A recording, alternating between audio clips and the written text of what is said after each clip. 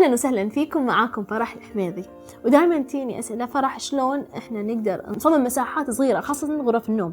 اليوم راح أعطيكم 10 نصايح امشوا عليها، وأكيد راح تلاقون فرق كبير بالمساحات اللي قاعد تصممونها إذا كانت طبعا صغيرة، خاصة غرف النوم.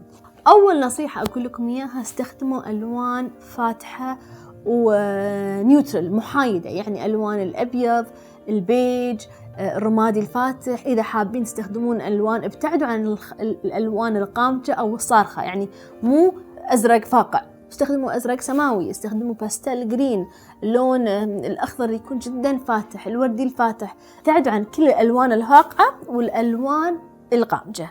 ثاني نصيحة، إذا غرف كان يستخدمها شخص واحد مو شخصين، هني قليل ما الناس تتقبل هذه الفكرة، ولكن تحاولوا كثر ما تقدرون أن تحطون الأسرة بالزاوية، يعني السرير يكون مقابل حيطة والجنب الثاني هو اللي يكون ممكن الواحد يدخل السرير عليه، كذي تعطينا مساحات أكبر بالغرفة نقدر نستغلها.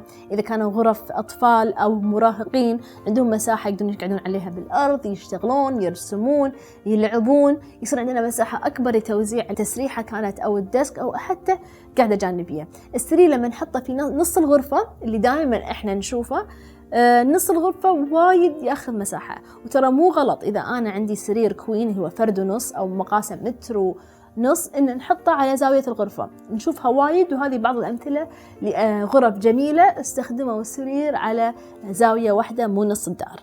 النصيحة الثالثة تخص السرير بعد، ابتعدوا عن الأسرة اللي تكون بلكي، اللي تكون ضخمة، أرجلها ضخمة، قاعدتها ضخمة. دوروا أسرة تكون الأرجل خفيفة في فراغ تحت السرير. وإذا كان السرير عبارة عن بوكس، على الأقل خلي يكون المنطقة اللي تحت السرير نقدر نستغلها حق تخزين، ممكن تكون أدراج حق التخزين، وممكن تكون سرير ثاني يطلع من تحت السرير، خاصة لغرف الأطفال، أصدقائهم كي ينامون عندهم، ربعهم، فحلو إن نستغل هذه المنطقة اللي تحت السرير إن نسحبها ويصير عندي سرير ثاني للأصدقاء يستخدمونه.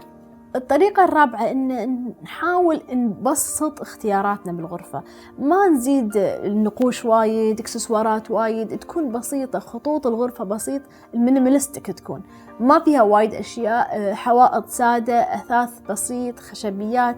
نحاول إذا قدرنا وكنا في مرحلة مبكرة بالبناء إن نكبر الشبابيك، لأن كل ما زاد الضوء الطبيعي داخل الغرفة كل ما حسيناها شرحة وأكبر بالنظر.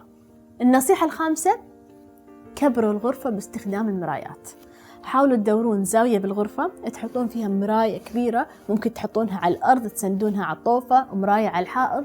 كل ما زدنا المرايات أو كل ما كبرت المراية كل ما أحسن. الغرف صغيرة لا نترس الحوائط كلها مرايات، نختار مراية واحدة تكون بمقاس كبير نحطها في زاوية تعطيني شعور إن في بعد للغرفة، فبالمقابل تعطيني اتساع ومساحة وشعور إن الغرفة أشرح. النقطة السادسة، نحاول نضيف مناطق تخزين كثر ما نقدر. ذكرت مساحة تحت السرير، ممكن إذا عندي أي كونسولات ومفرغة من تحت الكونسول نحط سلال، نحط بوكسات، هذه المنطقة نستخدمها للتخزين، لأن الغرف الصغيرة اللي يخليها شكلها أصغر كثرة الأغراض اللي برا. نبي نفضي الطاولات، نفضي البيد سايد تيبل، يعني الطاولة الجانبية عند السرير ضروري يكون فيها أدراج، لأن ما نبي كل شيء فوق الطاولة. إذا صار كل شيء فوق الطاولة وكل شيء فوق الديسك لأن ما في أدراج، وكل شيء فوق التسريحة لأن ما فيها تخزين، فالغرفة راح تصير مبهذلة، وكل ما زادت بهذلة الغرفة كل ما حسينا أن الغرفة أضيج. النقطة السابعة لها علاقة بالتخزين، إن نعتمد على الغرفة عموديا. يعني الغرفة أكيد مقاس السقف أو ارتفاع السقف ما يقل عن 2.5 إلى 3 متر. ما نخلي كل الأغراض على ارتفاع 1.5 أو 1.80 متر، لا نرتفع، نحط خزاين عالية، نحط أرفف عالية. ما يمنع أن سريرنا عالي فنستغل المناطق اللي تحت السرير لأي عمل ثاني، يعني ممكن يكون ديسك تحت السرير، ممكن يكون قاعدة تحت السرير، فنستخدم الغرفة عموديا مو بس أفقيا أو سطحيا. وعشان نضيف ستايل بالغرفة اللي هي النقطة الثامنة، حلو أن نضيف ورق جدران. يعني بس لما نختار ورق الجدران ما نختار ورق جدران بنقوش كبيرة، لأن النقوش الكبيرة راح تصغر الغرفة. ما نختاره بألوان فاقعة، نختاره يا سادة بتكستشر، ملمس غريب، بنقوش صغيرة. أول من كم سنة كانت المودة إني أحط طوفة واحدة وول بيبر، الحين حلو وأنا شخصيا أحبه، ما له علاقة بالموضة، ولكن أنا أحب أن كل الحوائط يكون فيها ورق جدران، كذي تعطي ستايل للدار رغم حجمها الصغير. النقطة التاسعة، خلينا نحط أرفف بالأماكن اللي ماكو شيء، مثلا الطوفة هذه ما عليها سرير ولا عليها شيء، نعلق أرفف فلوتينج، الأرفف الطايرة. هذه الأرفف شكلها نظريا خفيفة، ما أحسها كنسول ولا كبت بالأرض، راكبة على الطوف. الفراغات اللي حواليها تحسسنا أن الغرف أوسع، ومنها نستغلها للتخزين. لكن مهم هذه الأرفف ما نخلي إكسسواراتنا وقطعنا عليها مكشوفة، نحط سلال، نحط بوكسات، نحط الأغراض داخلها، فيصير عندي ترتيب نظريا لشكل الأرفف الطايرة هذه.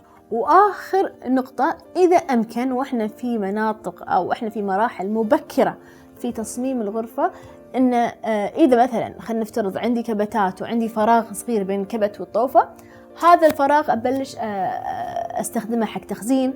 إذا عندي في مجال أقدر بدال لا يصير عندي بيد سايد تيبل أو طاولة جانبية، يكون بالطوفة فيها مثل فراغ بالطوفة وهو يستغل كطاولة جانبية، فأنا أستغني عن طاولة جانبية بالجنب، لازم يكون عندي مثل فراغ بالطوفة أو أرفف طايرة فوق السرير. كثر ما نقدر نحاول نقلل الأشياء اللي على الأرض عشان يصير عندنا شعور أن المساحة اللي موجودة بالدار أكبر.